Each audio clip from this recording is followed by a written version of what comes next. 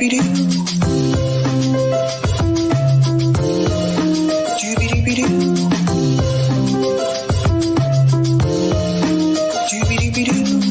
host, Sabrina Salvati.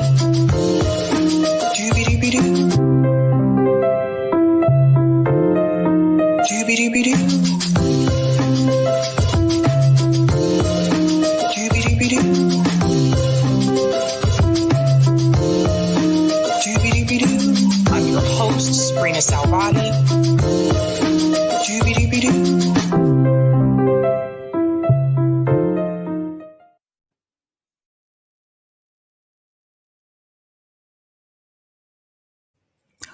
All right. Happy Tuesday. Welcome to Sab's podcast. I'm your host, Sabrina Salvati.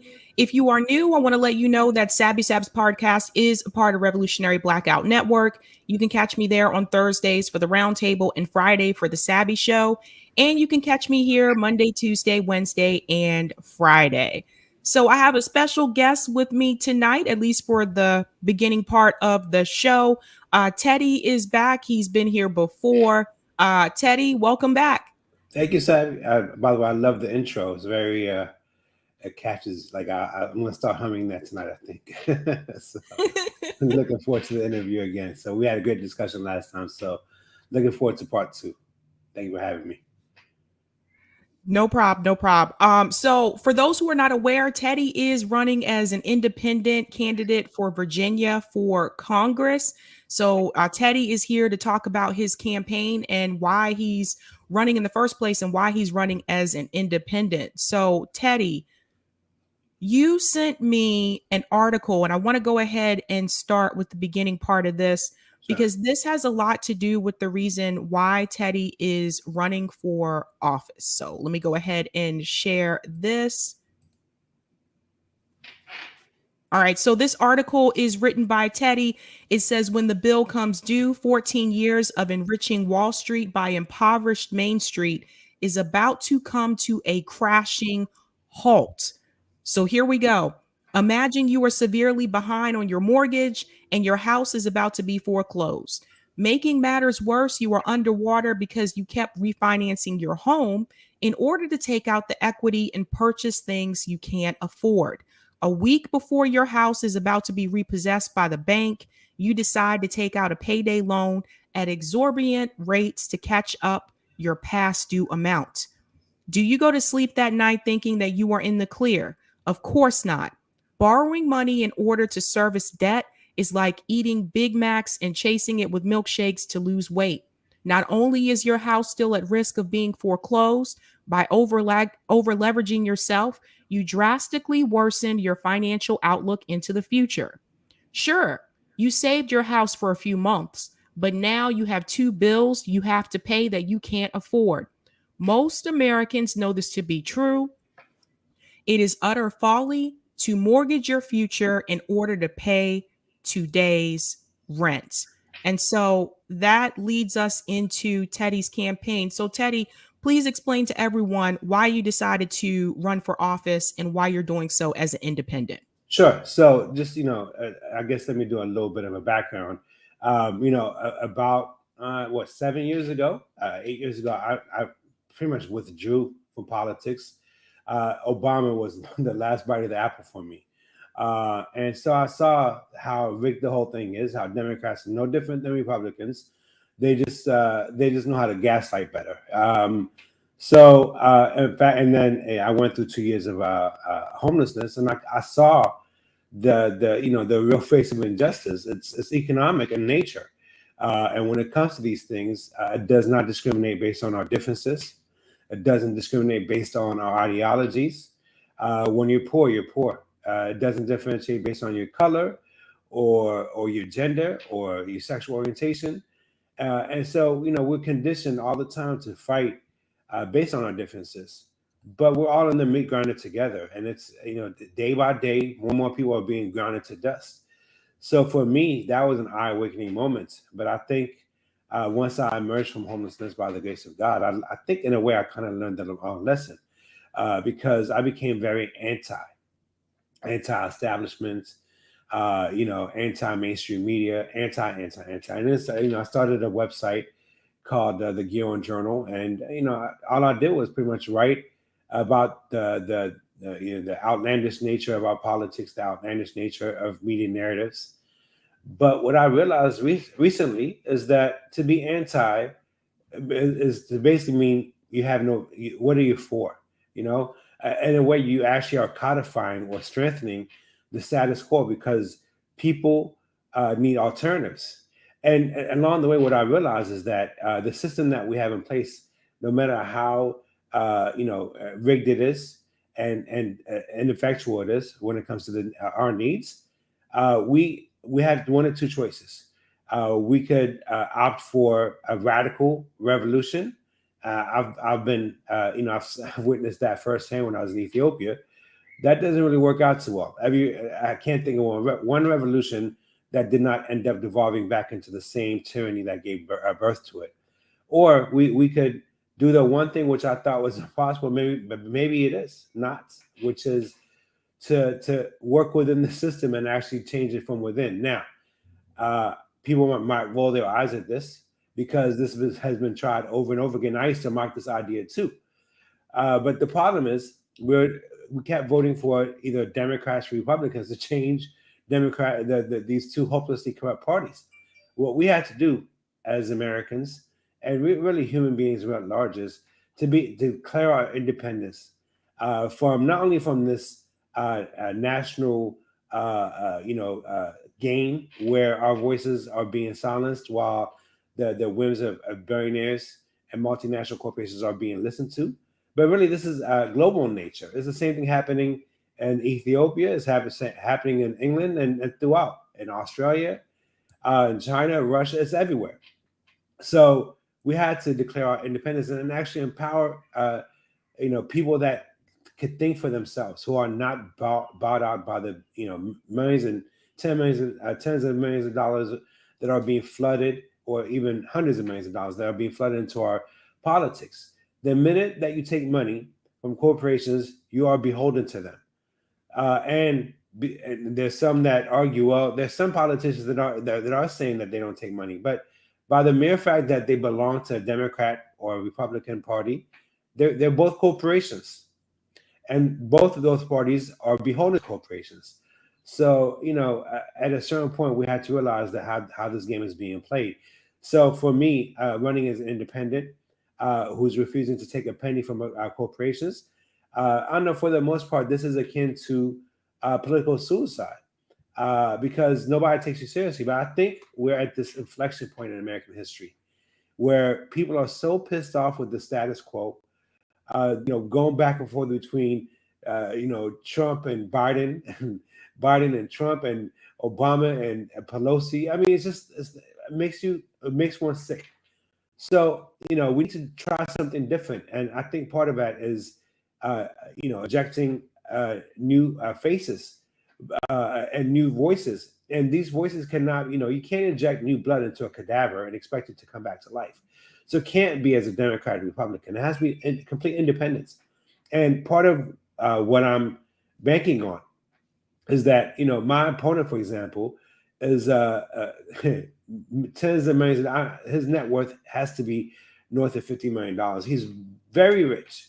And he got his money because his dad gave it to him, basically. His dad started a car dealership, became very successful, and then he took over. So it's the typical, entitled. You talking about entitlement? That's entitlement. To be a trust fund baby, basically, is entitlement.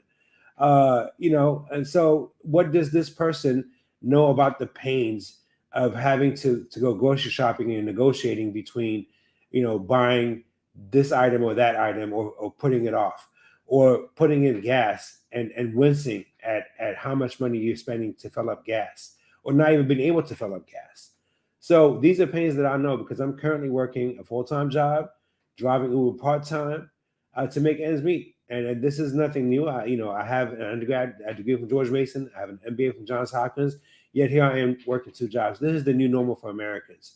So what represents you, my fellow Americans? Someone who's doing this like I am, or someone who earned or was given tens of millions of dollars from his father? So this is the choice that we had before us, and that's why I decided to run for Congress.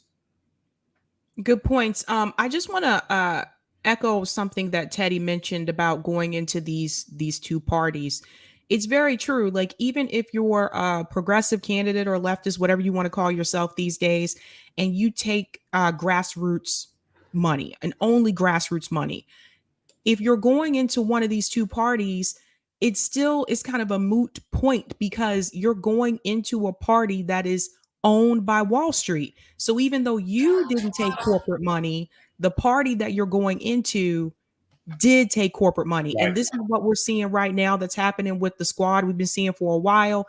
You see Nancy Pelosi is obviously the boss, is running things in the House. This is a lot of the reasons why they're not pushing back on some of these issues that they said they would push back on.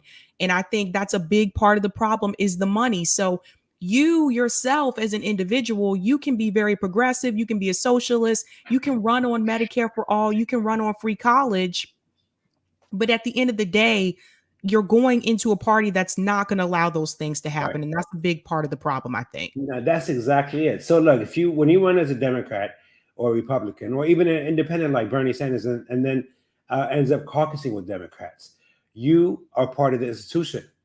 And nobody is more powerful than the institution. The institution endorses and it's powerful. Look, this is the same institution that basically told Obama to give up his phone, and he listened. Eisenhower once said that the White House is the biggest prison in the world because of how they had him constrained. This is the institution, right? So if a president cannot overcome an institution, what makes us think that congressmen, a congresswoman, man or woman can't? They can't. And the whole thing is, I wrote about this not too long ago, the deception of it all. When you're a Democrat or Republican, it's not your vote that matters. It's the whip count that matters, right? So let's say Democrats own, on power in the House of Representatives by 20 votes. They have, 20 seats.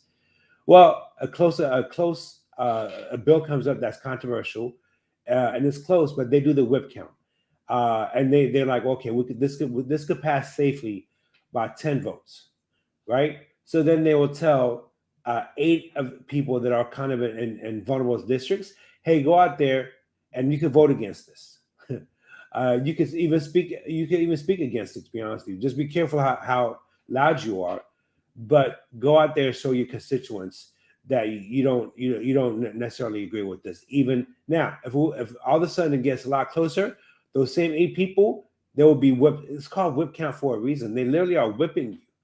Tom DeLay used to have literally a bullwhip in his office. So this is how our government works. It's not based on the vote of one politician. It's based on the consensus of the party within the party. So it's the parties that vote. It's not the individuals. The individuals are part and parcel, and they're co-opted by the institutions. So as long as these the duopoly, the Democrat Republican duopoly exists, our voices will never be heard, because they will give us the pretense of listening to us, but always end up listening to and heeding the wishes of their billionaire patrons. Right. Well said. What are some of the issues that you're fighting for on your platform? Sure. So there's so the overall issue, the number one issue, is the economy. We get gaslit all the time to focus on issues that are not really germane to the main issue that's causing most of these social ills, which is the economy. We talk about, red meat issues get thrown at us. We jump on the latest outrage. Meanwhile, day by day, we're creeping closer to insolvency. So for me, the number one issue is the economy, and specifically how the economy is geared towards enriching Wall Street and these multinational corporations at the cost of the rest of us. In fact, the article that you read from is talking about how 14 years of quantitative easing, which, by the way, these policymakers and politicians always use these fancy words and acronyms like QE or ZERP. It's theft. Let's call it what it is. It's larceny, the grandest kind of them all. So quantitative easing was nothing more than the government stepping in and buying up securities. They were buying up shares from big corporations. Adam Smith, who's considered the father of capitalism, said that the markets only work when outside influences are not being exerted. And yet here's the government, the largest influencer of them all, picking winners and choosers and enriching Wall Street by transferring wealth from I don't even call us the bottom 99%. We're the burdened 99%. Enriching, transferring wealth, upward, and then socializing pain for the rest of us. So we had to reorient the economy to focus on Main Street. This idea that more and more of our money goes to DC, and then we become dependent on the benevolence of the government. We can't do that anymore. We had to be able to keep more of our money where we live, empower our communities. More of the decisions should be made where we live. We don't need bureaucrats in DC. And this might sound like a Republican talking point, but it's not. I think the left and the right, liberals and conservatives could all agree that we want to be able to make decisions where we live. We don't need somebody that has no idea what it feels like to live the struggles that we have, telling us what to do. This is, my parents and I left Ethiopia to come to America because this is the land of freedom and opportunity. But these freedoms are being, squandered away every year. It started with the Patriot Act. Look where we're at now. It's like they're chipping away at our rights.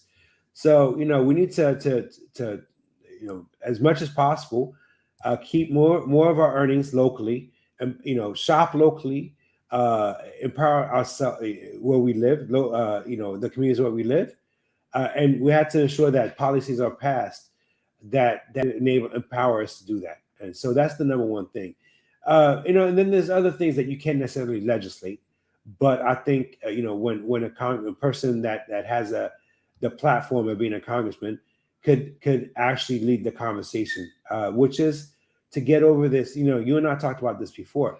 In Ethiopia, for example, the country is up in flames because various ethnicities are being conditioned and convinced all the time to basically bludgeon each other.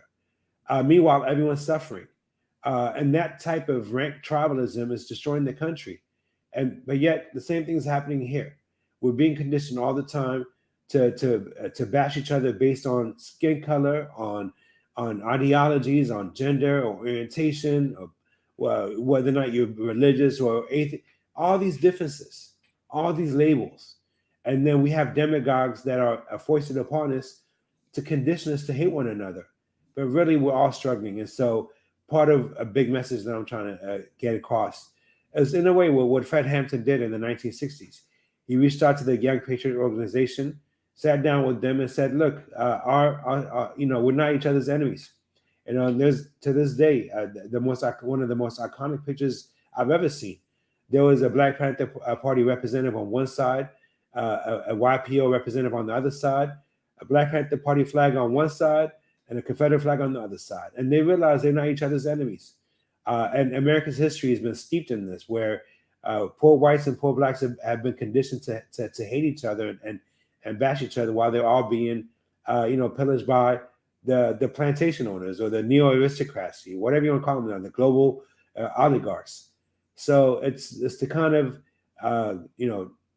lead the conversation towards more of empathy and understanding the commonality of our pains, irrespective of our differences. So one thing I am going to forewarn you about, when you start to talk that type of rhetoric, people are going to come out and say he's really a right winger, right? Right. Well, I mean, look, after enduring 2.5 years of homelessness, that's not really, that's not going to be a sweat off my back. But if I just cited Fred Hampton, so I don't know what right winger. And to be honest with you, I don't even do these left-right things. I look at our common humanity. I used to do that. I used to vilify, or castigate Republican voters. I used to, lay all the ills of the world at the feet of white people until I became homeless. And seeing that level of suffering that transcends our differences, there is no left and right anymore for me. It's like when Malcolm X went to to Mecca and came back a changed man. Homelessness changed me in that way. So I'm tired of looking at our differences. A black child in Atlanta goes to sleep hungry at night. I worry about that child the same way I worry about a white child in Ames, Iowa, going to sleep at night hungry. So if we don't look at children and ask their color before we care about them, then we should extend that same grace to each other. Not only because it's the right thing to do, but because if we don't do that, the more that we're separated, it's literally like an apartheid. The more we're separated from one another, the easier it is to pick us off one by one. I want to add to something that Teddy mentioned about being educated and having to work two jobs. And I think this is the reality for a lot of people in the country today. Teddy just told you he has an MBA, so he's highly educated and still has to work two jobs. And this is the thing, like when people come at us and criticize us for saying you need to cancel student loan debt or you need to pay your own bills and things like that because we're trying to get people to cancel student loan debt. Right. I think this is reality for a lot of people in this country, for those of us that went to college, especially within the millennial and the Gen X, and even some people from the Gen Y generation as well, is that, yes, we may have all this education, but when it came time for us to get these jobs, to get the salary that we should have received for having that type of education, it just did not pass down to our generation the way it worked for our parents' generation. And that's a big part of the problem. What is your opinion about the healthcare system, and where do you stand on that? So, by the way, I want to touch upon what you just said about the student loans. I came out in support of canceling student loans. And I know that there's something that's going to feed, there's almost like a level of class envy when it comes to this, but the opposite way. Like, well, I didn't pay my student loans. I paid my student loans. Well, everyone else should. But my thing is, why are you outraged about a student coming out from college being in debt 6 figures and unable to find a job, and that loan being forgiven, and not looking at the fact that trillions of dollars are being forgiven? Were forgiven in 2008. Not one crook who bled the global economy went to jail. And in fact, they were rewarded. We're not saying that college students should be given free money, right? If what's good for a Goldman Sachs executive, a CEO, was good for a JP Morgan CEO, should be good for college students. And in the same way, what's good for a billionaire like Bezos, who paid effectively zero taxes, should be good for workers and small businesses. In fact, one of the things I'm advocating is making taxes for the people that make less than $10 million a year voluntary, right? I know it's going to sound exotic for some, but if you actually, there's been studies that show that when people are given the opportunity to pay, not necessarily being compelled to pay, but to pay because they feel like their contributions are doing the good for the greater good, they overpay, and they more than make up for the people that don't pay. So this restores a level of fairness, because those people that cannot pay will not pay. Like I said, if it's good for a billionaire, why can't it be good for us? If Gates gets off scot-free paying taxes, and the average tax rate, the highest they get is 15%, because they game the system to get for capital gains taxes, which is where they get most of their money. It should be good for us too. And at the end of the day, when we keep the money, if somebody does not pay taxes, that money ends up back in the coffers, back in the economy, because that money is spent. When a billionaire doesn't pay taxes, that money goes overseas. That's the difference. There's a multiplier effect that benefits the America when we keep our money, because we end up reinvesting and we spend it. We buy homes and fix up our homes, and we end up injecting that money right back into the local economy, which benefits the whole country. So in that way, it's actually could spur productivity and economic growth. Instead, it's like our priorities are completely backward. We indenture students with 100,000 plus in debt, The next generation, the emerging generation is our future. How you treat your children shows how you become. So we're atrophying as a country because students are not able to graduate and find a job and be productive in life. And then not only that, they're being riddled with depression, anxiety. So no, forgive their student loans so that they can actually do something productive. And at the end of the day, to go back to your other question about the healthcare, decentralize. This idea that going back and forth between government and big corporations, multinational corporations, they're one and the same. So for me, the answer is decentralize as much as possible. Allow us to keep more of our money, and then also by decentralizing the healthcare industry, these mega multinational corporations like HCA that are snapping up hospitals left and right, making it impossible for doctors to have their own practices. And then when they do that, price goes up. There's less competition, the price goes up. So if you look at why the inflation is skyrocketing, why the cost of everything is going up, is because these mega corporations are buying up everything. Like, for example, rent is skyrocketing. That's because a handful of mega corporations that are in the real estate industry are buying up all the apartments. Yep. And then there's no competition. Then you get what happens in San Francisco is happening everywhere else. So again, it just goes back to decentralize and empowering small businesses and workers instead of giving privilege and preferential treatment to these multinational corporations. Yeah, that's happening a lot here in Boston, by the way. There are companies that are buying up these apartment buildings, and then and I wish the landlords wouldn't sell the buildings to them, but they do. And so they buy up these buildings and then they increase the rent. Sometimes they may renovate them, make them look a little bit more shiny and new, and then they'll increase the rent. And then this is what leads to gentrification as well. So this is why other people can't compete. How are you going to compete with a company, a mega company that's purchasing all these apartment buildings? Right. I mean, they leverage their economy at scale, right? So their cost reduces drastically. And then you compare that to somebody, like a small business. The same thing is going on with a multinational bank versus a regional bank, and sadly, the government is actually on the side of industry, these multinational corporations. When they pass all these regulations, who's happy? These multinational banks, multinational banks like Goldman Sachs and JP Morgan, right? It benefits them. Dodd-Frank enriched these huge banks, and they drove out countless small banks. And so consolidation of power becomes the enemy of everything good. The more you consolidate power, it leads to corruption. What consolidation of power is? Federalism. So we need to go back to a point where we are able to keep more of our money. I don't need you to kneecap me and then give me a crutch and call that charity.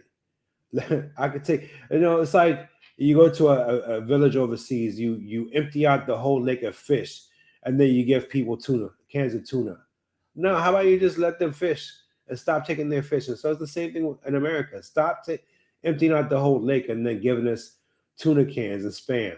Let us feed ourselves. And so that's what we need. That's what Red Hampton was about. Black Panther Party was all about that. They were all about self-sufficiency.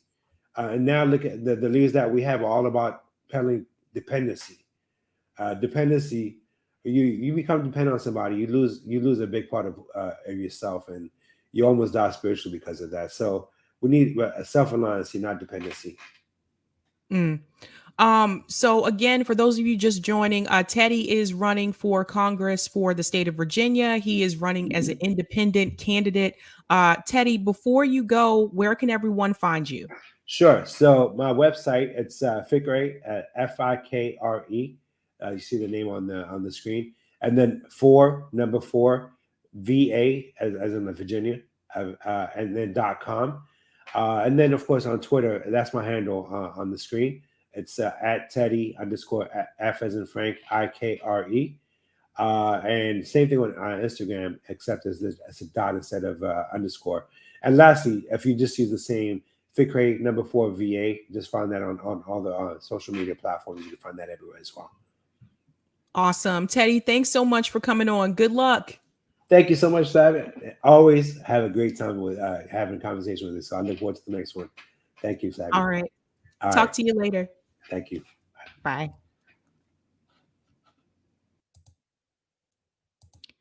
All right, guys. How's everybody doing tonight? Happy Tuesday. Happy Tuesday. I look a little orange. I don't know why. I have the same ring light. I don't know why I'm looking orange today, but I do look a little orange on camera. But I'm here. So here we are. All right. So let me go ahead and give a quick shout out to everyone who is a Sabby patron. Thank you guys so much. I really do appreciate your support. It does go a long way. If you want to be a Sabby patron, I have 5 categories: members, Sabbies, Sabsters, Sabinators, and Ultimate. And I want to give a huge shout out to Dana Fairbanks and Paul Thronson, who are new Sabby patrons. Thank you guys so much. I really do appreciate it. And their names are also scrolling across the bottom of the screen here. All right, guys, before I get into what we're talking about tonight, there is something else I did want to add on to what Teddy said for a second. Tonight's show actually has a theme. So when Teddy decided to come on, I was very surprised that his main topic, his main issue was the economy, right? Because that's actually the theme for tonight's show is the economy. Both stories that I'm going to talk to you about tonight involve that.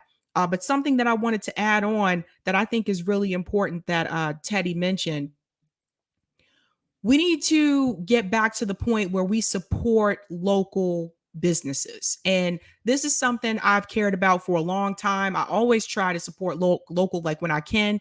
It's a little bit easier for me because I happen to live in a state where there's a lot of local businesses, to be honest with you. There's a lot of them here in Massachusetts. I really believe the reason why companies like Amazon and Walmart were able to come in and just kind of take over the way that they did is because somewhere along the way, I feel like we stopped supporting local businesses. It was easier for a lot of people just to order these items online, or I don't want to get in my car and drive down the street, so I'm going to order from Amazon. And eventually it got to the point where Amazon and Walmart just kind of took over. I can go to the mall right now in Cambridge, Massachusetts. Cambridge Side Galleria was like my favorite mall when I first moved here. There's hardly nothing there now. A lot of the stores closed, and I was there when they started closing some of them. And they said the reason being is because people just aren't coming in to buy clothes from the store anymore. They're buying everything online, the Amazon and Walmart. And so I've seen a lot of places come and a lot of places go. And I really wish that that's something that we wouldn't have started to do. Now, I realize some people, you may live in a town or a city where that's all that you have. Walmart's the only game in town, or Amazon Warehouse is the only employer in town. But at one point, it wasn't that way. So I really want to encourage everyone to please support local businesses, because had we continued to do that, companies like Amazon and Walmart wouldn't have been able to come in and take over in the first place. Just had to say that bit there. But what are we getting into tonight? All right, let's go ahead and do it. Tonight, we're discussing Richard Wolff's prediction. This is going to be an interesting discussion. I actually saw that interview last night, actually, after I finished my stream. That is going to be a good topic. And I'm also going to discuss Jen Psaki's inflation lie. What did Jen Psaki say about inflation, and why are people calling her out on it? And of course, the independent candidate spotlight was Teddy. He was just here. So I actually want to go ahead and get started with that Richard Wolff story. Leroy is so awesome. Leroy's a Sabby member and says, I'm a stoner. I buy bongs from the only Black-owned smoke shop in Vegas. Well, all right, Leroy. Shout out, shout out. All right, let's go ahead and get into the Richard Wolff story. So I'm going to go ahead and add this here. So Richard Wolff had an interview recently. This was on Tom Hartman's show. I don't know if you're familiar with him or not, but he was interviewing Richard Wolff about the Deutsche, I hope I pronounced that correctly, Deutsche Bank forecast for the US recession. And this applies to this year. And this is why I wanted to talk about this, because I know it is only April, but you need to know about this now. You need to know what Richard Wolff is saying is going to happen. So listen to this, pay very close attention to this discussion. Let me go ahead and start this here. Move this to the second screen. First of all, if you want to give us a little bit of a summary of why the Fed tries to deal with inflation by raising interest rates and what the consequences of that are, and how you think this is going to play out here. Okay, well, the basic economics of this very old, comes at least out of the 1930s, if not sooner. And the basic idea is if you have an inflation, prices rising, it's because employers figure they can get that money out of us. We'll pay more for the food, clothing, shelter, and so on. And so one way for the government to try to deal with it, if it's spinning out of control, as it is now, is to make us have less money.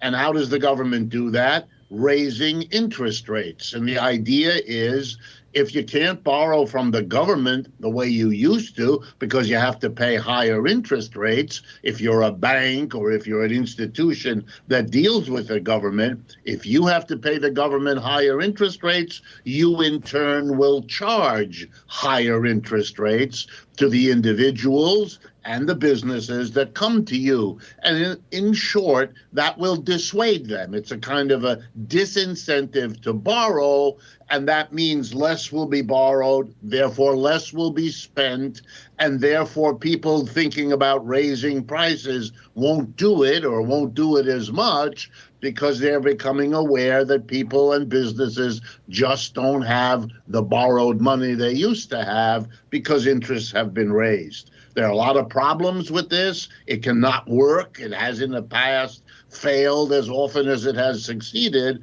but that's the standard idea of why the government, and in this case the Federal Reserve, is raising interest rates. So it seems like a blunt insult. Did you notice he mentioned something that people don't tend to talk about much, and that is the Federal Reserve? And this is one of the things that I like about Richard Wolff, because oftentimes you'll hear people discuss the millionaires, the billionaires, but they tend to be pretty quiet when it comes to the banks. And that's really who you should be looking at. If you look at people like Elon Musk, if you look at people like Bill Gates, if you look at people like Mark Zuckerberg, they're just players in the game. They're just puppets. They are very minuscule when you compare them to the banks. And that's important for people to really understand. I want people to see the full scope of this. It's very easy to point fingers at those people. And don't get me wrong, they have their issues. I think they're very greedy, and I think they have too much money. But that's just my take on it. They have their issues. There are concerns that you should have with them.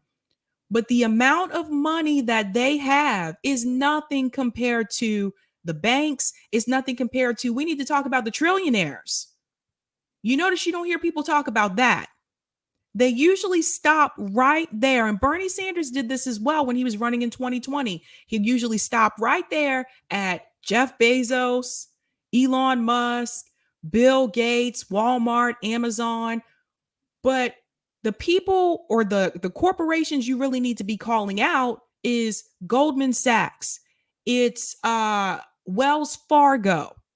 You need to call out those corporations. That's where the money is really at. And so he's mentioning the Federal Reserve. You know, we've had people, excuse me, I got a hiccup. Okay, it's gone. We've had people come on that have talked about MMT, modern monetary theory, on this show, and they've told you multiple times, listen, the United States government can mint a coin and get rid of all of this. You wouldn't have to worry about the student loans. You wouldn't have to worry about the medical debt. You could give everybody universal health care.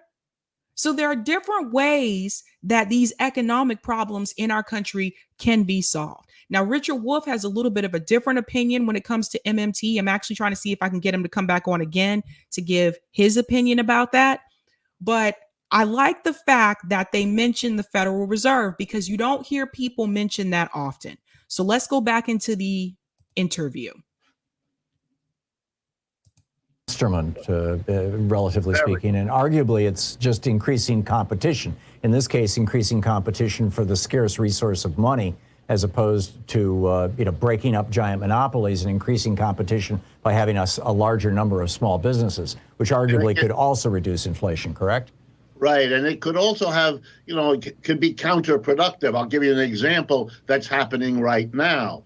As interest rates are going up, so are mortgage rates. In other words, if you want to buy a house or an apartment these days, you're going to have to pay significantly higher interest rates.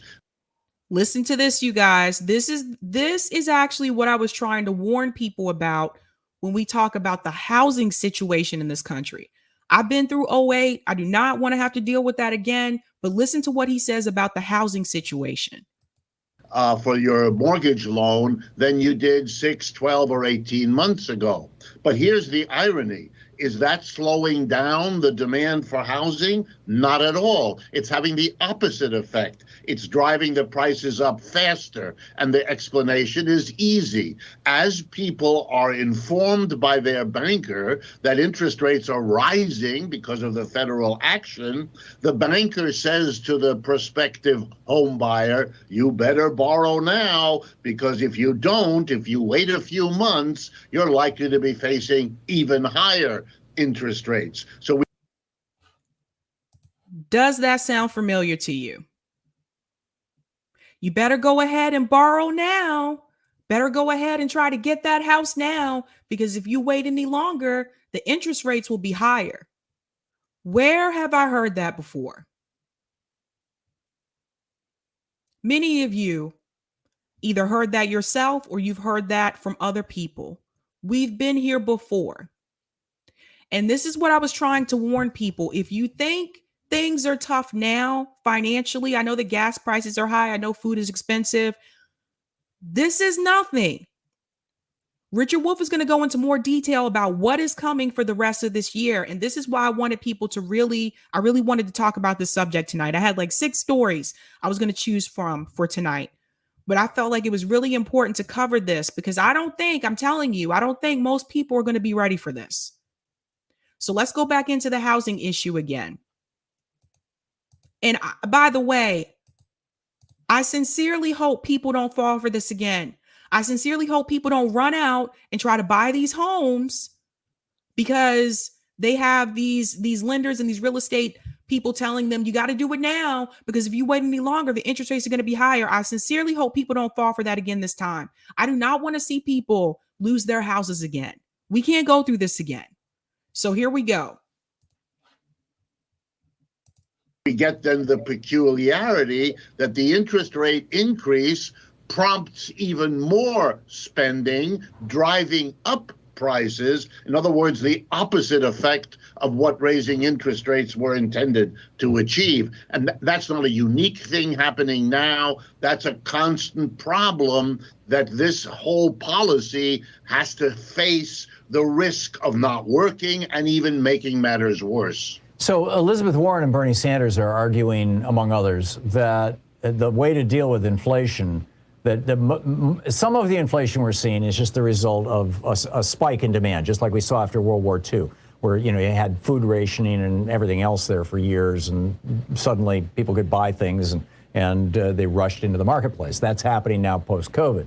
But a large part, they're alleging, of this inflation is also caused by the lack of competition, because when Reagan in 1983 told the Securities and Exchange Commission, the Federal Trade Commission, and the Department of Justice to stop enforcing our nation's antitrust laws, We had this explosion of mergers and acquisitions, the M&A mania, the Michael Milken, the movie Wall Street, you know, greed is good, all this stuff. And that's still with us. And we don't have a single industry in the United States of any consequence any longer that's not dominated by a handful, you know, 2, 3, 4 at the most companies who control well over 80% of the market. So they operate as cartels. So if you could break those companies up. So let me go ahead and chime in here, because this actually points out what I just mentioned before we started this video. Where's the competition? This is what I was saying about companies like Walmart and Amazon taking everything over. Who can compete with them? Who? How can a local retail store compete with Amazon when they sell clothes now too? How can a local farm stand, a local small grocery store or pharmacy, a mom and pop? Remember, there used to be local pharmacies before there was CVS and Walgreens. There were actual local pharmacies in the community. How can they compete with Amazon and Walmart? They can't. Even if they want to have an online presence, which is pretty much required nowadays. That's pretty much, if you really want to get your products to sell, people want you to have a website. They want you to have social media. You have to have some type of online presence. Well, guess what, guys? All of those platforms cost money. It costs money to create a website. It costs money to advertise on these platforms. So a lot of these mom and pop places, they can't afford that unless they've been in business like 80 plus years and just passed the business down in the family. Most of them, they can't afford that. They just don't have the money. So how are they going to compete with these mega corporations like Amazon and Walmart and CVS and Walgreens? You can't. You can't. And so then what happens? You have a local pharmacy on the corner in a neighborhood. And then guess what? You have a Walgreens that decides, we are going to put a location right here, right across the street from it. I've seen that happen multiple times, by the way. Now, because Walgreens offers more, the customers, and this is where the customers come into play. This is where I kind of put some of the blame on the customers and the consumers. Instead of continuing to go to the mom and pop local pharmacy that they've known for years, they know all the people who work there, they're treated nicely, get great service, they are impressed by the new, shiny local pharmacy right across the street. So they stop going to the mom and pop business and they start going to the Walgreens. They start going to the Walmart. I've seen grocery stores close because the Super Walmart moved down the street, which also sells groceries. This is where, as the consumer, we have to continue to do what we were doing before and support those local businesses. That's how they stay in business.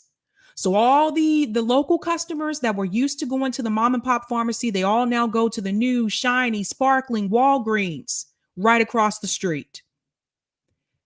And little by little, the mom and pop business starts to lose money. And before you know it, they can no longer pay the rent on the property because they're not making enough money anymore and they have to close. It's a common story and it's a sad story. So let's go back into this. I want you to hear what Richard Wolff says about this. That would create competition that would be the most effective and most long-term effective solution to the problem of inflation. But and Biden has given lip service to that.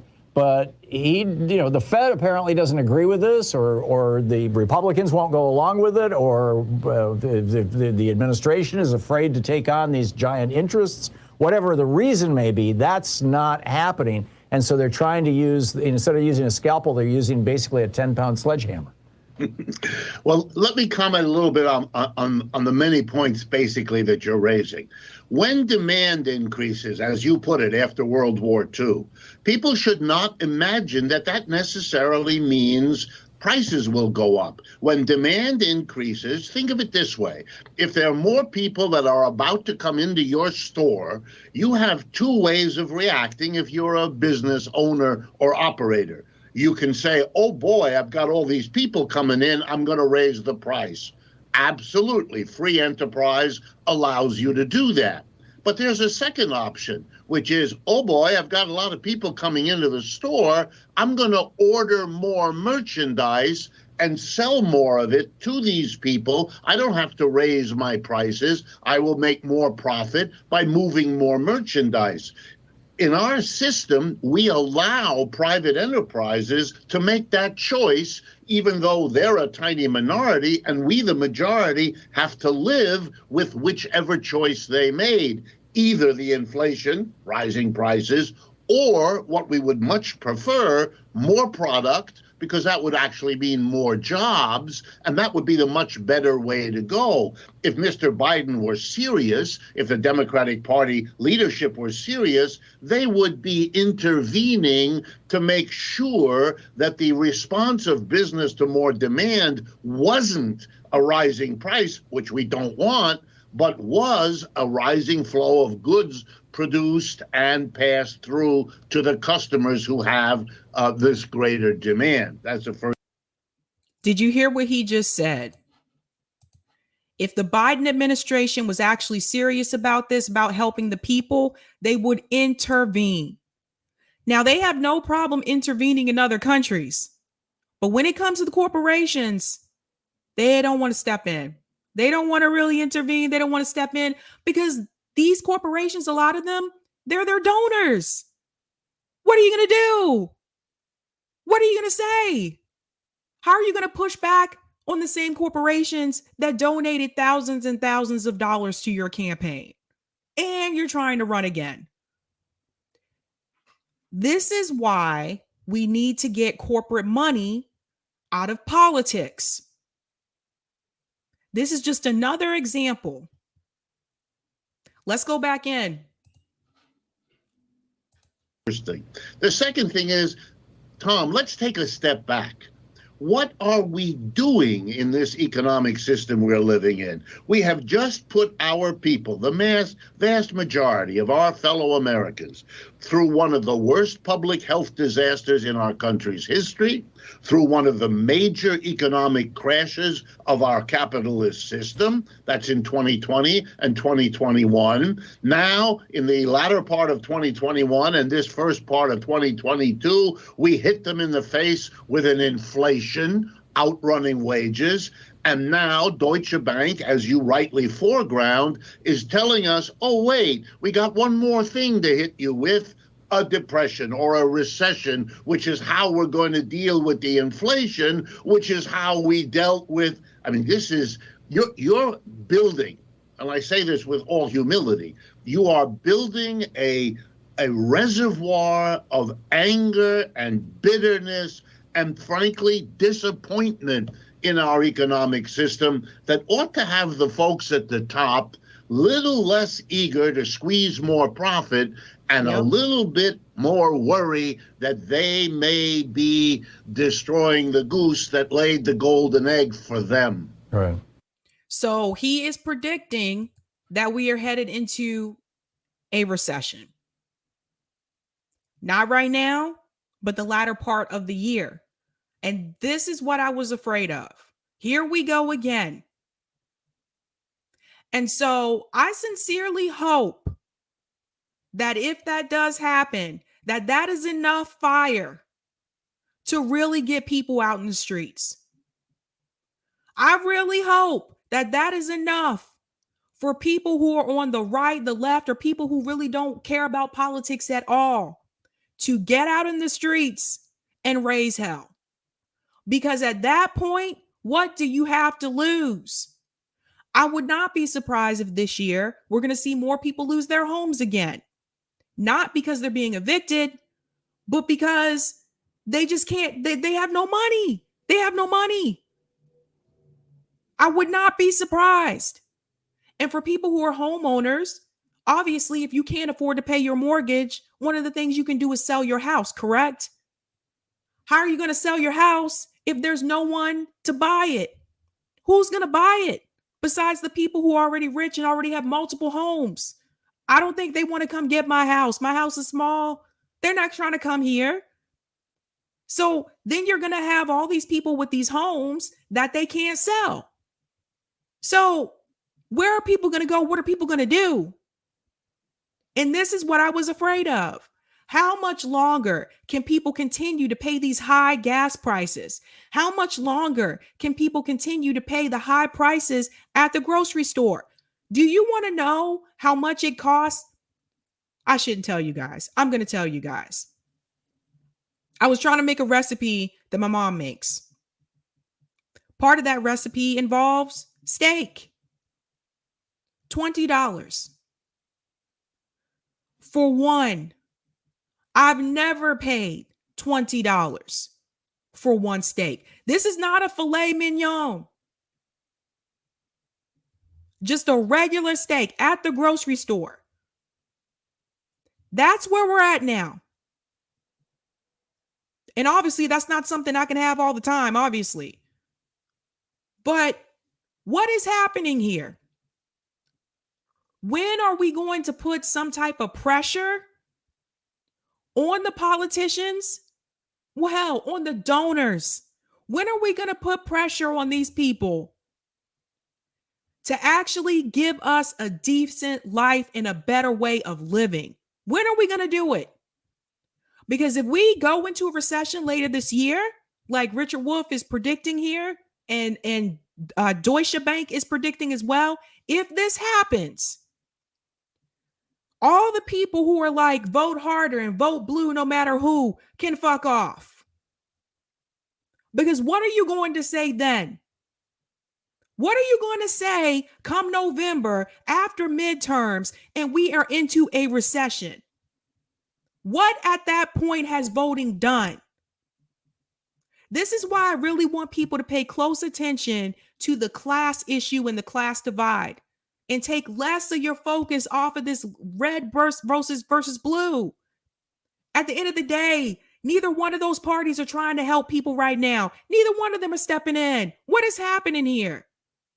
Now, I have another story I'm going to go into after this with Jen Psaki about inflation as well. But what else has to happen, people? What else has to happen to get people out into the street? What more do we need? What more? I'm going to go back in.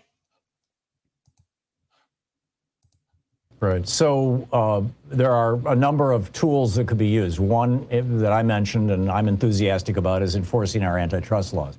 Another that Bernie is proposing is a windfall profits tax, which, and in order to identify windfall profits, you'd have to identify basically monopolistic behavior, and the withholding of more goods and instead of just raising prices, as you just described. A third would be wage and price controls, which Richard Nixon tried in the 1970s. And my recollection is that it didn't work out that well. What's your preference, or is there a fourth option that I'm missing? Well, my preference would be a mixture of all of them. I mean, we don't have all that much experience. I was paying close attention back in 1971 when Richard Nixon imposed the wage price freeze. And for a good 8 or 9 months, it did the job. It brought down the inflation in this country from the double digits right down to near zero because it was harsh and it was strictly enforced.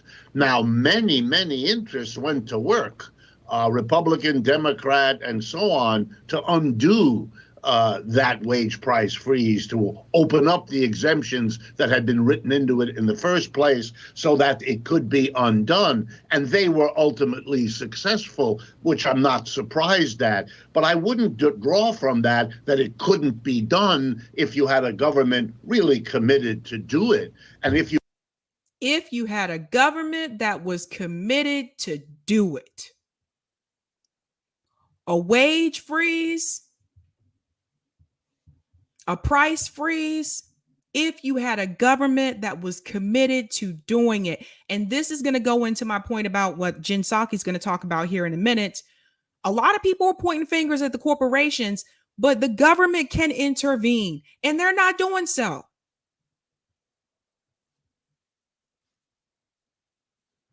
Let's go back in. This is another point about having a living wage, by the way. People don't have a living wage in this country. Most people don't. People are living paycheck to paycheck. So when hard times hit or the economy is bad, the people in those situations are going to suffer the most. They're going to be hit the hardest. But if we paid people a living wage, if we gave everybody universal health care, by the way, if we go into a recession and you don't have health insurance and you have to go to the doctor, how's that going to turn out? If we gave people these tangibles that we need in this country, we could probably get through this a lot easier. But you can't do that. I know people right now, they're not even doing, they're foregoing doctor visits, which are important to have, like physicals that you need to have. They're foregoing all of these things that they would usually get because they don't have the money to pay. Because food costs more and gas costs more. So they are faced with, do I pay for my doctor's visit to get an important physical that I need to get? Or do I eat? That's where some people are at right now. Let's go back in. Ozzy said, what's a doctor? Oh, man. You coupled some wage and price controls with some effort to make sure that the response to extra demand, if it's really there, is more goods production and jobs and not raising prices, I think you could begin to make some real change. And I would advocate also that a real leader, someone who uses the position of the presidency or the dominant political party, that went out into the countryside and said, hey, the most effective, quick way to prevent prices from going up is for people to say, if we see a price increase, we're going to go elsewhere. We're not going to buy those things. You know, the boycott is a powerful weapon, whatever else you might call it. Jawboning from a leader about this would go a long way to start the ball rolling to make a different economy. But again, let me underscore. We have more power than we realize. He's mentioning boycotts. He's talking about real leaders. If the prices are too high in one place, saying, you know what, I'm not going to pay for this. We have some power there. I wanted you to remember that. Let's go back in. Even if you would reestablish competition, people have to understand that the way capitalism works, the competitors fight each other. One of them wins, and the loser usually goes bankrupt or fades away, and the workers in the losing enterprise then go and get a job in the one that won. In other words, make a long story short, destroys itself and produces the oligopoly, that's the few big ones, or the monopoly. We've seen this over and over again. It's part of capitalism. So we may congratulate ourselves if we reintroduce some competition, but what we're doing is putting back in place the very system, the structure that brought us. Tom, your pictures come up too soon at the end. You got to fix that, Tom. I'm just letting Tom know. But what Richard Wolff is saying there, that's incredibly important. That's incredibly important. He's letting you know the government that we have in place, they can actually step in. They're choosing not to. Everybody is pointing fingers at someone else other than themselves. This goes to show you how much they really care about the American people. We had a pandemic. Records of unemployment. I don't care what Joe Biden says about the unemployment number. His number is flawed because he kicked people off of unemployment. Just because you haven't filed for unemployment doesn't mean you're not unemployed. You have all these companies that don't want to pay people a living wage. People can't get health insurance at these companies. People are kicking employees off of health insurance. And then you have employees who are overworked because these companies are so cheap. When people leave the company, instead of replacing those positions, they're choosing to just leave those positions empty and not repost them and take that work and dump it on the employees who are left there. I experienced that myself, so I know what's up. So there's a lot of greed. This is why you're seeing more people go on strike. They don't want to pay these people. They don't want to pay them more. Meanwhile, the CEO is making all the money. They have every right to strike and every right to fight back. I'm going to go to some of these comments and I'm going to chime into the Jen Psaki story, and I have some things to say about that as well. Thank you for the super chat, Don Deering. Amazon is a great distribution model, but it should be owned collectively. The problem isn't large enterprises. The problem is private ownership. That's interesting. Pat said banks loan out money almost free for the rich. The rest of us pay 20% on our credit cards. Oh, that's another thing I'm going to mention too. If we head into that way too as well, people are going to be putting more items, more purchases on their credit cards, which is going to put people further and further in debt. Somniferious says it's hard to talk about inflation without mentioning the Federal Reserve if you're a professor of economics. That's a good point. Leroy says even when people try to compete with Amazon, Amazon will take their intellectual property and release the same product for cheaper. See? Gary said, Sabby, come on now. The consumer can't fight K Street. Actually, that's not 100% true. I can tell you about a couple of towns that have fought against this in Massachusetts. Actually, New England, it's more of a bigger thing I've noticed. Newton actually was propositioned with bringing in a Walmart and a Target, and the people in the town of Newton fought back. So that is why if you go to Newton, Massachusetts, which is just 15 minutes outside of Boston, there's no Target and there's no Walmart. I think Vermont just got their very first Walmart a couple of years ago. They had fought back against that too. So you can fight back against these things, but a lot of times, like, sometimes people don't try. And honestly, and sometimes people are like, well, yay, a Walmart, that's going to be great for me because things are going to be cheaper. Not realizing what's happening down the road, right? Laura Hansen said, one of the reasons I enjoy living in a village in northern Thailand is because mom and pop places are very much alive. That's good to know. Sebastian said, Sabby, don't forget about NAFTA and how this terrible trade deal eliminated the working class in the USA. That's true. That's a big part of it as well. Cryptician's in the house and says, if Ajamu Baraka can ever become president, he should make Richard Wolff his head of Treasury Department. That would be interesting, huh? Danielle said, BlackRock will buy it and rent it back to you for more. That's another one. BlackRock, they're another one. They're buying up all this real estate. It's terrible. Cryptician also says, Sabby breaking it down real hard, so there's no way you cannot understand her message and their implications. Oh, thank you, Cryptician.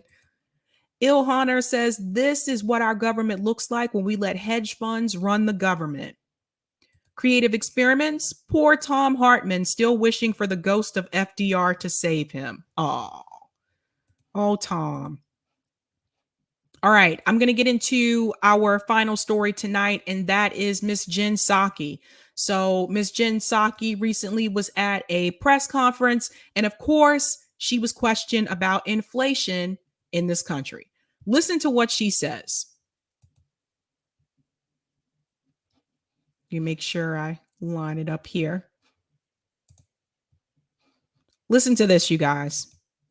So because of the actions we've taken to address the Putin price hike, we are in a better place than we were last month. But we expect March CPI headline inflation to be extraordinarily elevated due to Putin's price hike. And we expect a large difference between core and headline inflation, reflecting the global disruptions in energy and food markets. So core inflation doesn't include energy and food prices. Headline inflation does. And of course, we know that core inflation, energy, the impact of energy, of course, on oil prices, gas prices, we expect that to continue to reflect what we've seen the increases be over the course of this invasion. And just as an example, since since President Putin's military buildup accelerated in January, average gas prices are up more than 80 cents. Most of the increase occurred in the month of March, and at times gas prices were more than $1 above pre-invasion level. So that roughly 25% increase in gas prices will drive tomorrow's inflation reading. And certainly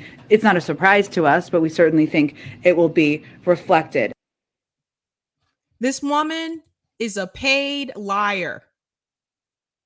A paid liar. Let's break this down. Let's go through it.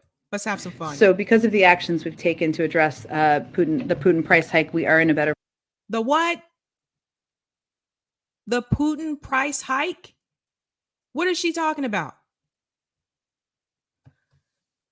So the narrative that is coming out of DC is that the reason why our prices are high, the reason why we're having this inflation is because of Putin. So they're calling it the Putin tax hike. They gave it a name. Can you believe this? People are buying this right now, though.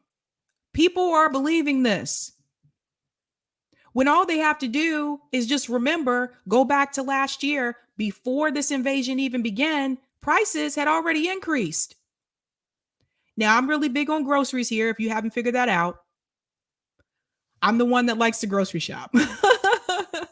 My husband doesn't like to grocery shop. He had some tough experiences in the grocery store a couple of times when we were in the city, and some of the moms, I guess, were a little rambunctious, pushing their kids into him, and people pushing their shopping carts into him, and yeah. So he hasn't had the best experience in the grocery store. Okay. So I do a lot of the grocery shopping. And so I always knew exactly how much we spent per month on groceries, right? Per month on groceries, between me and the hubs, we would spend around $195 to $200 a month. And that would last us for the whole month. So that's a whole month full of groceries, right? Okay. Last year, again, this is pre-Ukraine-Russia conflict. Just keep that in mind. Last year, I started to notice the difference with the grocery prices. Again, I'm kind of one of those grocery people, so I should be on that show. There was a game show called Supermarket Dash or something. Anyway, it was a game show where people were in the supermarket and they had to guess the prices of the items. And I was like, I should have been on that show because I got this. I got it. Hey, when you budget, you know. But anyway, Guys Grocery Games is still on. Oh, I didn't know that show was still on. Supermarket Sweep. Okay, I didn't realize it was still on. I have to check it out. Yeah, anyway, I was really good at that. So last year, I noticed that all of a sudden, our monthly grocery bill was now $300, and it went up. It went from $195 to $200 to $300, and then it went from $300 to like $330. Now, I like to cook, but we don't eat like that. And so I noticed the price differences. I knew that was before Russia invasion. So just keep that in mind. So the fact that Jen Psaki is sitting here and trying to make it seem like Russia and Putin are the reason why we have these high prices, why we have inflation, that's just ridiculous. How this woman can just outright lie. And what is driving me crazy is that you have people here who remember the grocery store prices being high last year. They remember the gas prices had already started to increase. They remember that as well. But they'll sit right here and they'll watch this news segment with Jen Psaki and they'll believe exactly what she said. This is the power of mainstream media. They are able to propagandize people who, even after having their own experiences with the exact same subject they're talking about, they will forget about their own experience and believe what mainstream media is telling them. They can go right back to their bank account and they can see how the prices increased if they look at their account. they can remember probably saying to their husband or wife, hey, our grocery prices went up. But just like that, just because sitting in front of the screen and listening to mainstream media and buying into this propaganda, all of a sudden they forget. That's how powerful it is. So let's go through this again. Place than we were last month. But we expect March CPI headline inflation to be extraordinarily elevated due to Putin's price hike. And we again, blaming it on Putin. Isn't this interesting? expect a large difference between core and headline inflation, reflecting the global disruptions in energy and food markets. So core inflation doesn't include energy and food prices.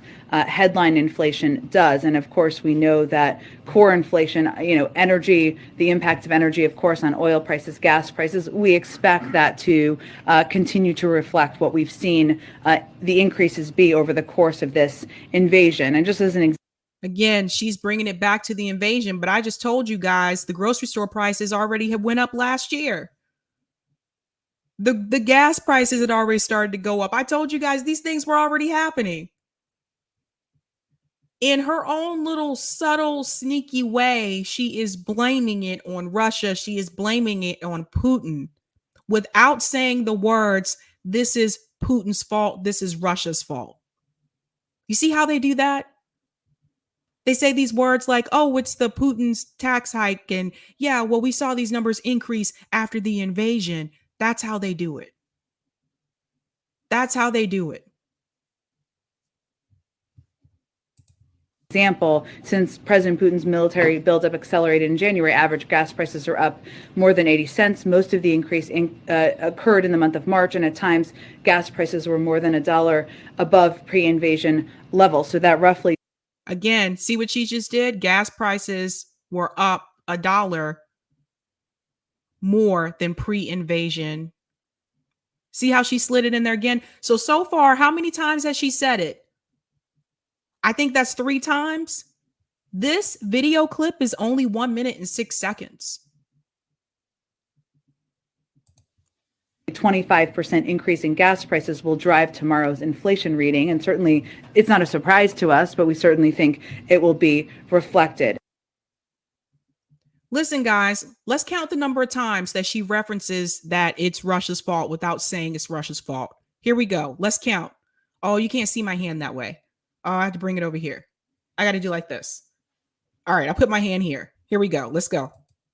So because of the actions we've taken to address the Putin price hike, we are in a better place than we were last month. But we expect March CPI headline inflation to be extraordinarily elevated due to Putin's price hike. And we expect a large difference between core and headline inflation, reflecting the global disruptions in energy and food markets. So core inflation doesn't include energy and food prices.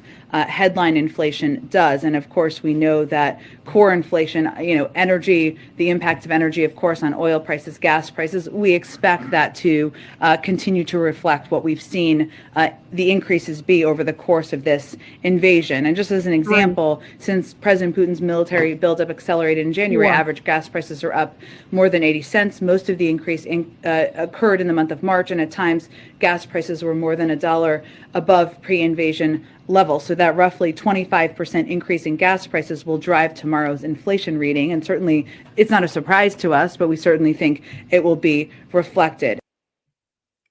I got 5. How many did you guys get? Abba for Life says 4.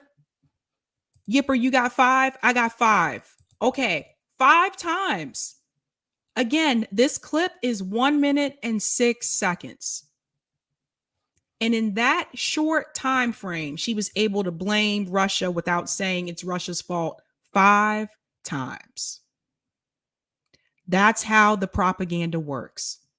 They repeat, repeat, and repeat. And I know this because one of the most effective tools and effective methods to get someone to do something is to continue to repeat yourself.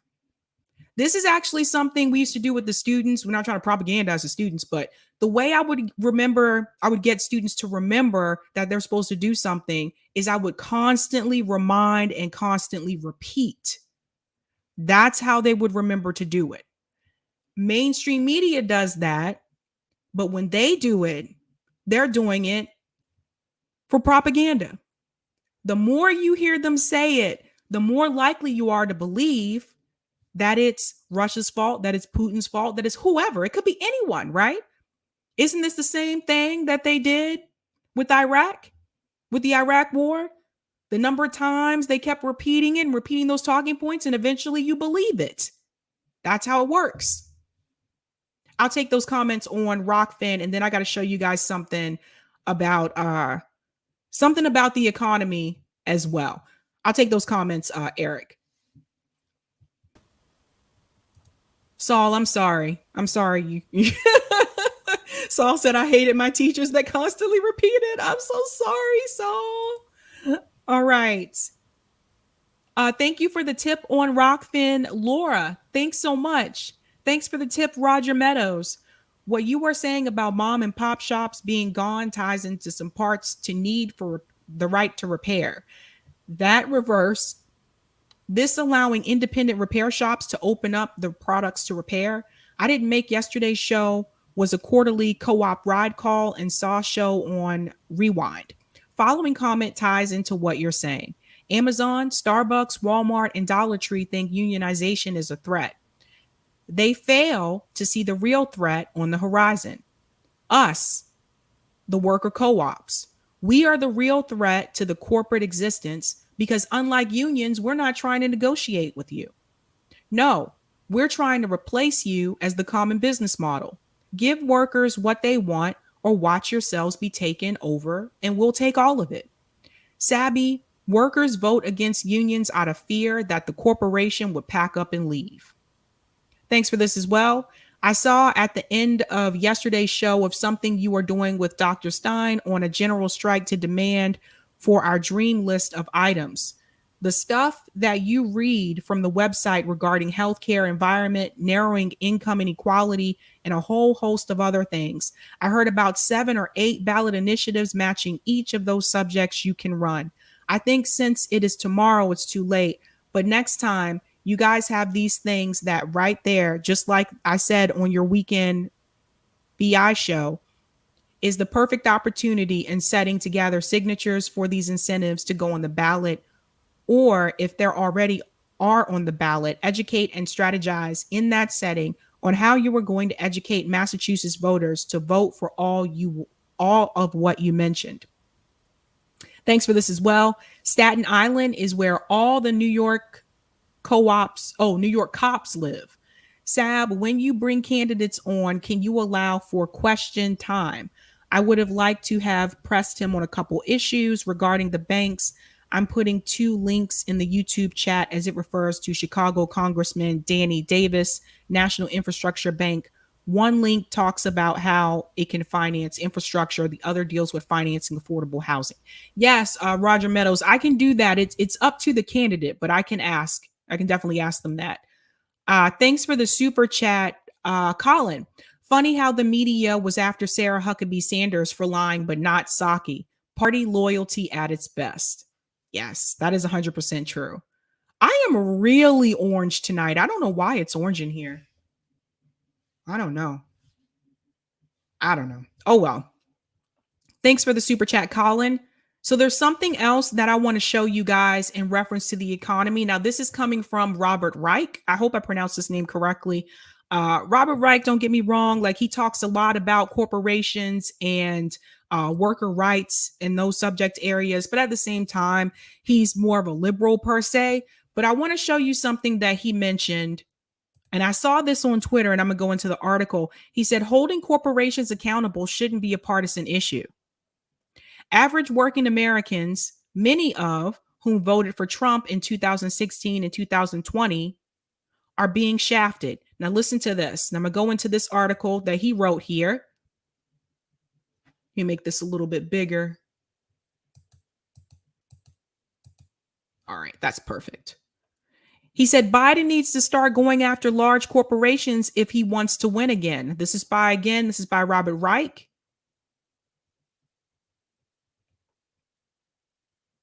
Let me go in here. American slouches towards the midterm elections. You need an economic message that celebrates your accomplishments to date, job creation, and higher wages, yet also takes aim at the major abuses of economic power that remain in the system, fueling inflation and widening inequality. Now, listen to what he points out. You should put these 10 indisputable facts center stage. Corporate profits. I got to make this larger. I'm sorry, you guys.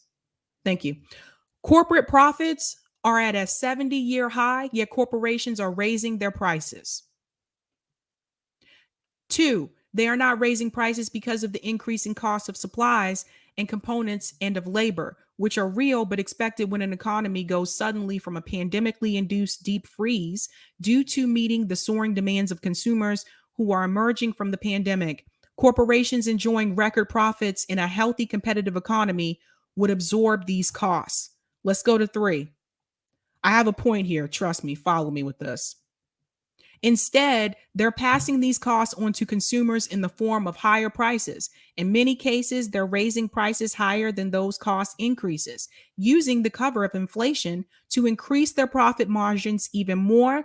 4, they're doing so because they face little or no competition. Now, this is something that Richard Wolff mentioned in his video. I told you tonight's show had a theme.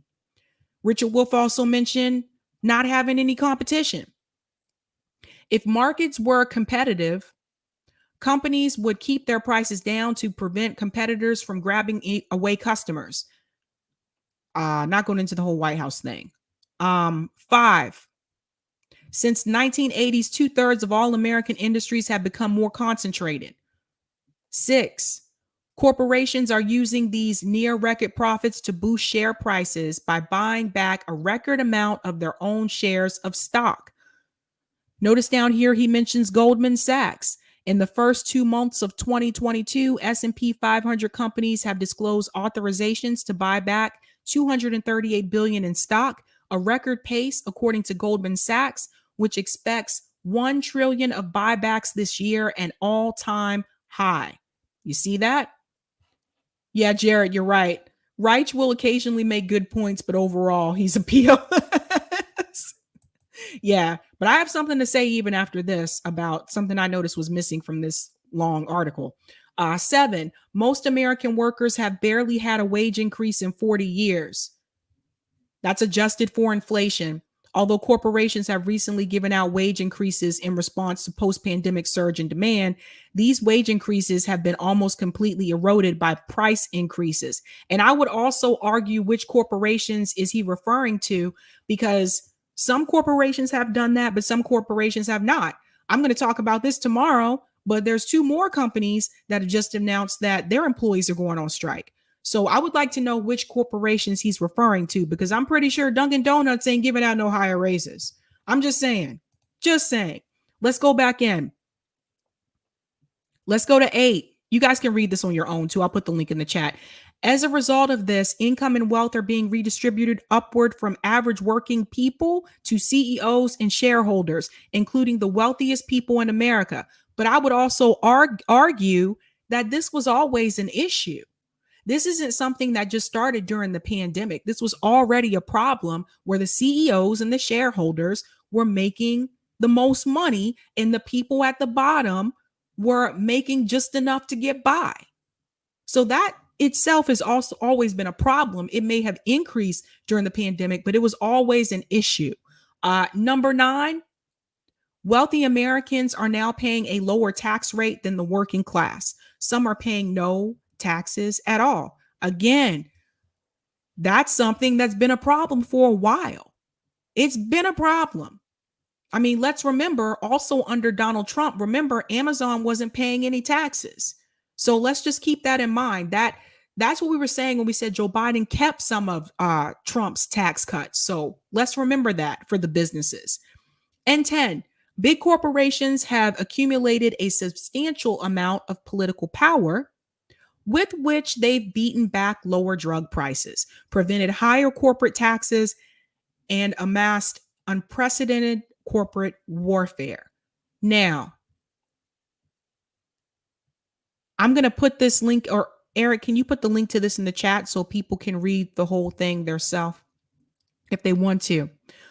Now, to sum all this up, towards the bottom, he says you have a critical opportunity to reframe the national conversation as it should be framed around those worsening abuses of economic power by large corporations and the super rich. Republicans have left themselves vulnerable because they have no response to this. They believe their culture wars will distract the public from what's going on. I want to talk about that for just a second. This is not a left-right issue. See, I was reading this article and I said, he hasn't mentioned anything about left, right yet. And then you get towards the bottom and he does. This is not a left, right issue. Remember, Joe Biden continued Trump's tax cuts for the corporations. He continued that. So that happened under the Republican Party and that happened under Democrats in power as well. I don't know why Robert is trying to make this a left. It's not a left, right thing. I just want to point that out. Another thing that he mentions here as well, Republicans have left themselves vulnerable because they have no response to this.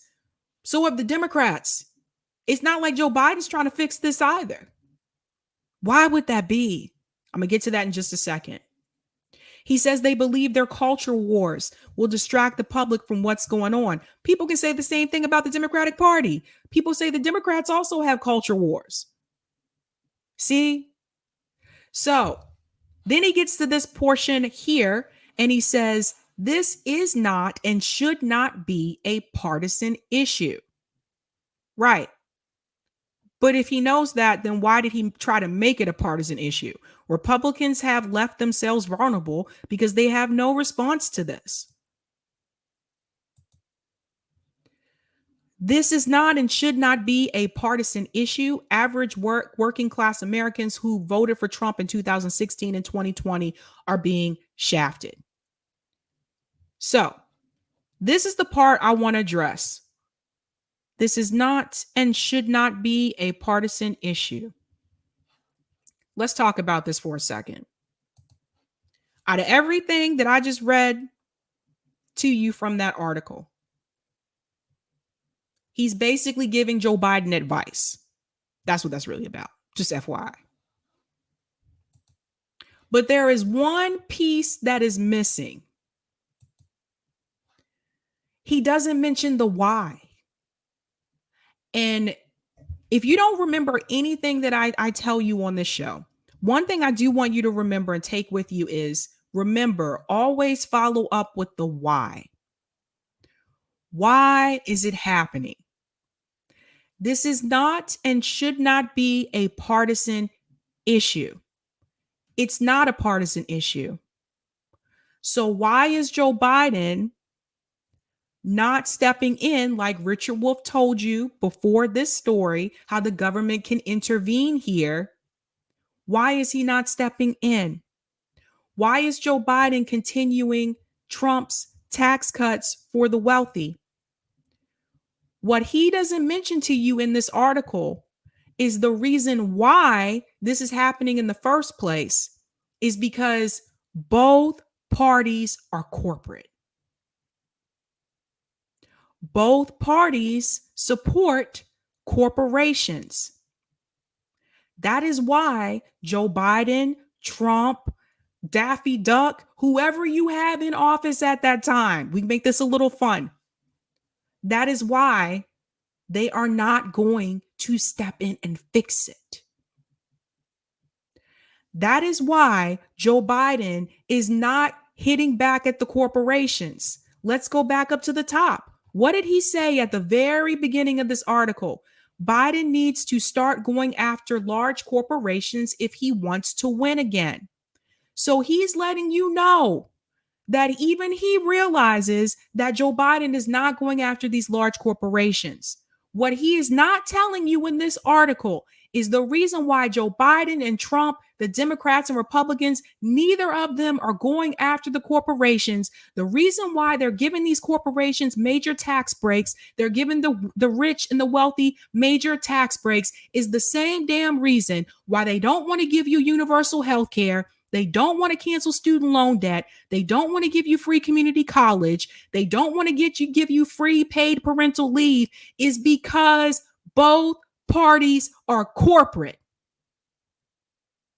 That's who they work for. That's who they answer to. Even though we are the ones who vote for them, at the end of the day, they answer to corporations. They answer to Wall Street. Someone mentioned this on my call-in show Friday, and they said, I think we need to stop trying to push the politicians and put pressure on the politicians. I think we need to put pressure on the donors. And I agree with him 100%. Let's stop playing this game. I'm so tired of it. I'm so tired. Now, based on everything that I just told you, how I just broke that down for you, everything that you heard in this show tonight about the money, whether it was Teddy talking about the economic issues that he's dealing with, and that's someone who's highly educated, has an MBA, having to work 2 jobs in this country. Based on what you heard from Professor Richard Wolff, how the government can intervene, but is choosing not to.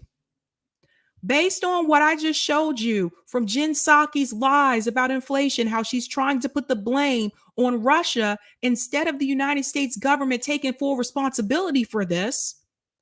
And based on what I just showed you from Robert Reich, all of that you learned and saw here tonight, why in the hell would any of you believe that putting politicians, whether they are progressive, socialist, whatever you want to call them today, into this 2-party system, why would you believe it's going to change anything? Both parties are corporate. There is no hero that is going to go into the party and flip the party around.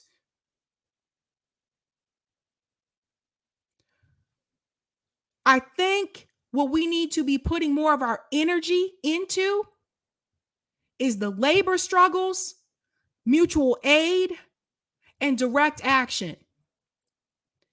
If you want to vote, I think you need to be voting for independent and third-party candidates, because believe it or not, they actually take the least amount of money, not the grassroots Democrats that you're trying to put in to the Democratic Party. This is where our focus should be if we really want change. Someone said something to me earlier today. I'm not going to mention their name, but it got me to thinking. Someone told me earlier today that they want to win, that they're tired of the infighting, that they want to win. And they said one of the things they notice, it seems like on the right, when it comes to organizing, they can come together regardless of the personalities because they come together on the issues. Look how many people they have come out when they have a protest on the right. They ain't got to beg nobody. They got people come out in the thousands, whether they like Donald Trump or not. They come out on the issues.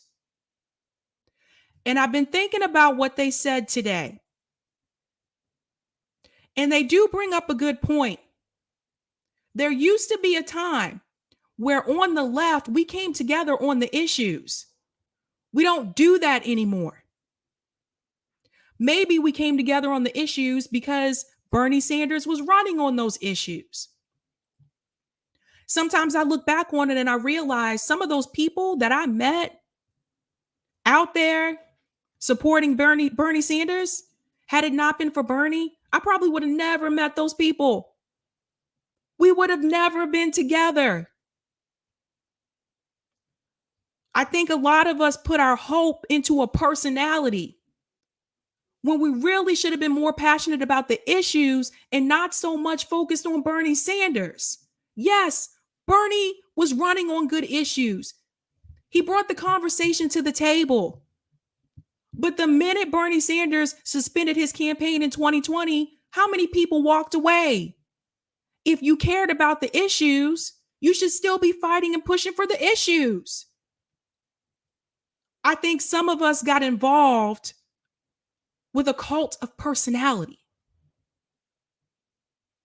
when we should have been focused 100% on the issues. Now it's gotten to the point where some of us aren't even together on the issues anymore. Have you noticed that?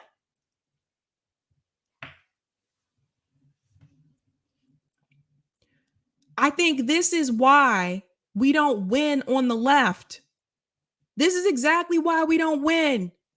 If you look at people, like, you want to talk about commentator space, when it comes to over on the right, look, Ben Shapiro, Candace Owens, Dave Rubin, whoever all these people are on the right, they may not be best friends. But you know where they do come together? They come together on the issues. We can't even do that now. You got people divided on the left. You got commentators divided on the left over the mandates. Every year it's something different. Except this time, there's no Bernie Sanders to bring everybody together again.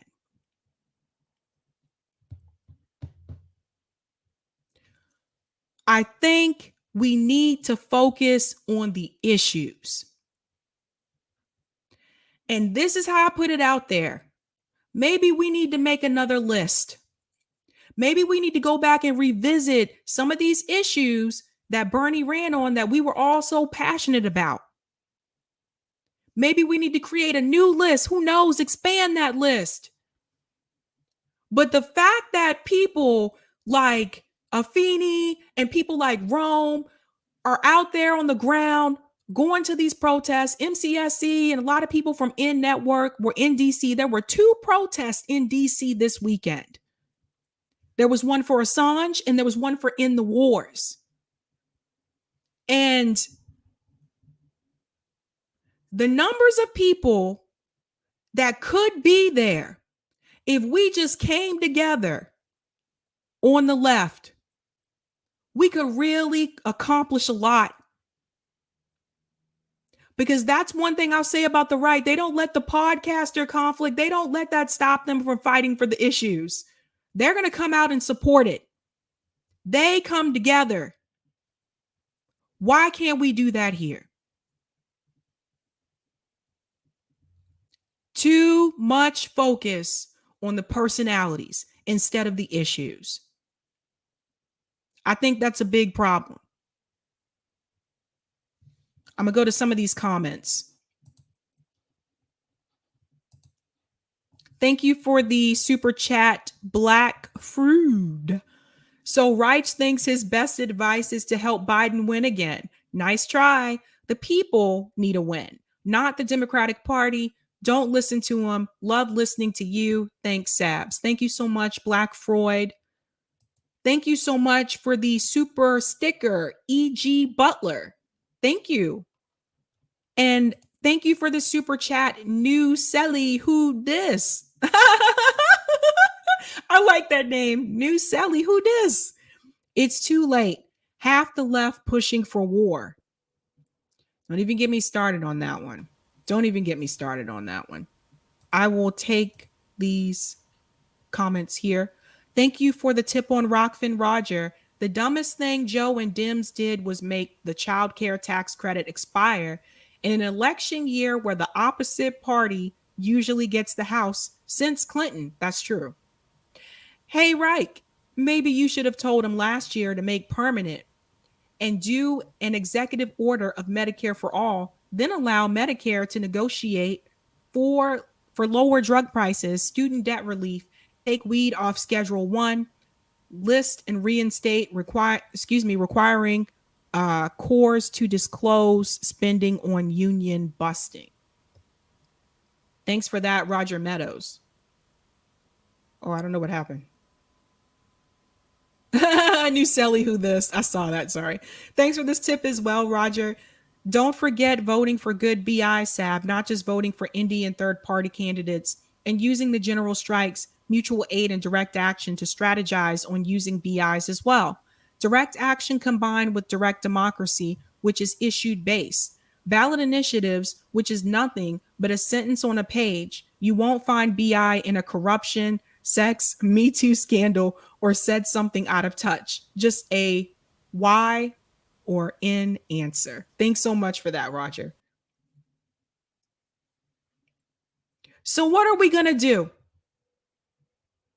I got 2 direct action events coming up this month here locally in Massachusetts. I have the Earth Day event's going to be at Boston Common. That's coming up. I think that's next weekend, April 22nd. I'll be there. Jill Stein is supposed to be there, and Massachusetts Peace Action is actually hosting that event. So that's anti-war, anti-imperialist climate event. Definitely check that out if you can. I'm going to try to live stream it, by the way. So I'll be speaking there. And then also Tour for the Poor. Rome will be here April 25th. We're doing Tour for the Poor in Boston. I already got the tents and everything, and we're just going to do our thing. So I have 2 that are coming up for this month. I'm still trying to make it to DC for one of these events. It's not as close to me as, some of the other places, but and I have to take off work to attend these things sometimes too. So shout out to new Sabby Sabs member, Yosef Philippe Ryan. Thank you so much for becoming a Sabby member. So yeah, this is something I want people to think about and really focus on. And you know what? I said to myself, like, screw some of these people in this space, man. Because it's very clear to me, some of the people, the larger platforms, they don't really want to make no change. They're not really trying to fight for anything. They're just trying to do a brand and that's it. So forget them. We will move on without them. And for people who are serious about this, that really want to be committed and actually want to try to create some type of change, and you're tired of that 2-party system BS and you're not buying it anymore, hit me up, DM me, email me. My email address is below the video. If you hit the details tab, you'll see all my links. We'll get together. We'll do our own thing. Because I'm going to let you know right now, if you're expecting it to happen through the Democrats or the Republicans, you're wishing on a prayer. Wishing on a star. That was a song. I forget who sang it. All right, guys. I have actually gone a little bit past my time. If you're looking for our next stream, you want to jump on, go check out Nick and Josana are on Revolutionary Blackout Network. They are streaming tonight. I'm not sure if they started yet. Actually, let me see. Wishing on a star. Wishing on a star. They are starting at 9:00. Sorry, I was a little ahead of the game there. Someone sent me something on Rockfin. I got an alert. Thank you for this. Caleb Maupin is planning an event in Chicago soon. Really? Oh, this must be through CP. This must be through his organization. I'll have to ask. I'll have to check on that. That'd be really cool. Yeah, thanks for the tip, Troy Z and KZ. By the way, Caleb Maupin is planning an event in Chicago soon. Awesome, cool. All right. I'll have to hit him up about that. Yeah, CPI. I know he just had one in Austin, so.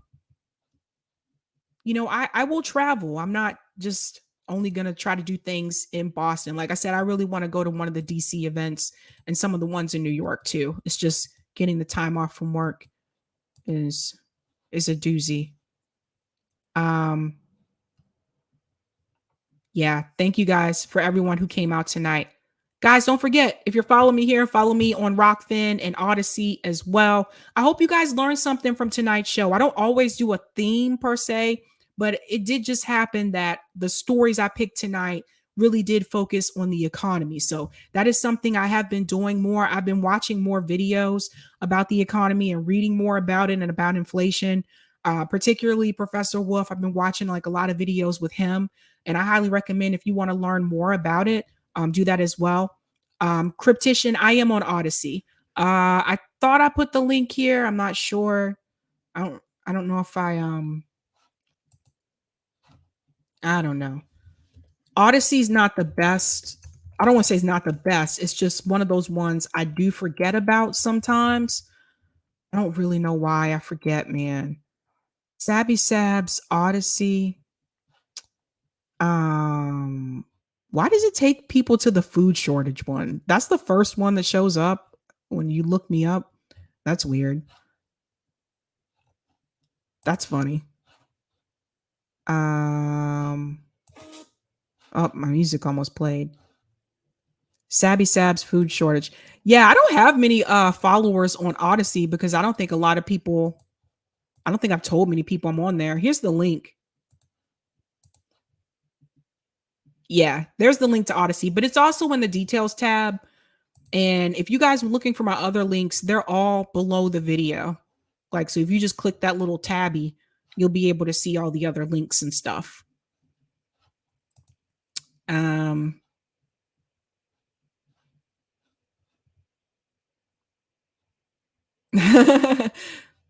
Ashura said it's cute the neoliberals like Psaki using Trump language lingo. Yeah, I know, right? Joy mentioned it still infuriates me that small businesses were shut down over the pandemic, but Walmart, Target, Costco were allowed to stay open. Yeah. That's a good point, Joy. At least it was like that here in Massachusetts because we were shut down. I was in one of those states that went through that. So, but yeah.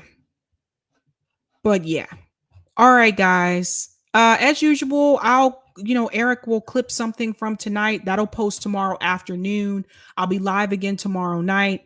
I'm going to do a special live stream Thursday night at 8:00 because unfortunately I won't be here Friday, you guys. I know it sucks. I really like Friday night with you guys, but I won't be here. I have appointments, so that'll be a little weird not doing this Friday, but I'll post clips on Friday. So other than that, guys, head on over to Revolutionary Blackout Network and check out Nick and Josana. They'll be starting at 9:00. Have a good night. Keep up the fight.